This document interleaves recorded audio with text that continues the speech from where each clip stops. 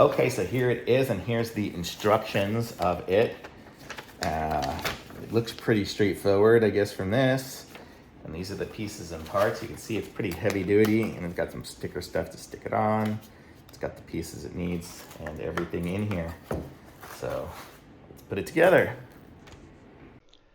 Okay, so I got it set up. You can kind of see I've got the little contraption on that side and the receiver on this end.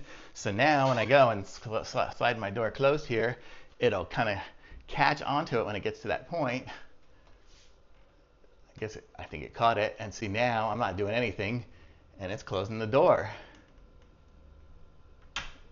There we go. And then I can just go and open the door, and it opens up normally and does that. I'll see if I can see what it looks like on the inside. Here we go. Okay, so now I'll show you guys what it looks like up here. So on the inside, I'm closing my door now. So here it is, and right there, you see right there is the point where it's latching.